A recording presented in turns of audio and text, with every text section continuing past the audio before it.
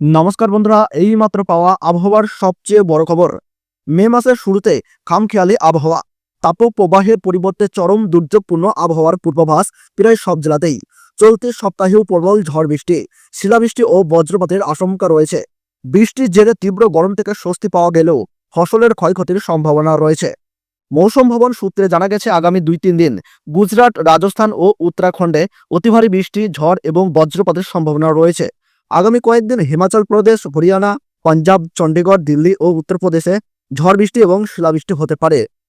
7ই মে থেকে 11ই মে পর্যন্ত দিল্লি, হিমাচল প্রদেশ, জম্মু ও কাশ্মীর, লাদাখ, পাঞ্জাব, হরিয়ানা, চণ্ডীগড় ও উত্তরপ্রদেশে বজ্রবিদ্যুৎ সহ মাঝারি বৃষ্টির পূর্বাভাস।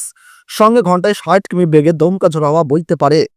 বুধবার রাতে দক্ষিণবঙ্গের প্রত্যেকটি জেলাতেই বজ্রবিদ্যুৎ সহ বৃষ্টির পূর্বাভাস রয়েছে। সঙ্গে ধূসর হতে পারে 40 থেকে 50 কিমি ঘন্টায় বেগে দমকা ঝোড়ো হাওয়া। আগামী শনিবার অবধি আবহাওয়া মোটামুটি এইরকমই থাকবে বলে জানিয়েছে হাওয়া অফিস। আজ আবার দক্ষিণবঙ্গের 8টি জেলায় কালবৈশাখী ঝড় ও ভারী বৃষ্টির সম্ভাবনা রয়েছে। হাওড়া, হুগলি, উত্তর চব্বিশ পরগনা, দক্ষিণ চব্বিশ পরগনা, নদিয়া, মুর্শিদাবাদ, পূর্ব বর্ধমান, পশ্চিম বর্ধমানে কালবৈশাখীর মতো পরিস্থিতি তৈরি হতে পারে। সেই সঙ্গেই এই জেলাগুলিতে ভারী বৃষ্টিপাতের সম্ভাবনা রয়েছে। কিছু কিছু জেলায় শিলাবৃষ্টিও হতে পারে বলেও জানানো হয়েছে। বুধবার দক্ষিণবঙ্গের নানান প্রান্ত জুড়ে বৃষ্টি হওয়ায় এক ধাক্কায় তাপমাত্রা অনেকখানি কমে গিয়েছে। ফলে তীব্র দাবদাহ গরম সেভাবে অনুভূত হচ্ছে না। এই ধরনের আবহাওয়ার কারণে দিনের পাশাপাশি রাতের তাপমাত্রাও কম থাকবে বলে পূর্বাভাস দিয়েছে হাওয়া অফিস। উল্লেখ্য, বৈশাখ মাসের শুরু থেকেই ঊর্ধ্বমুখী ছিল তাপমাত্রার পারদ।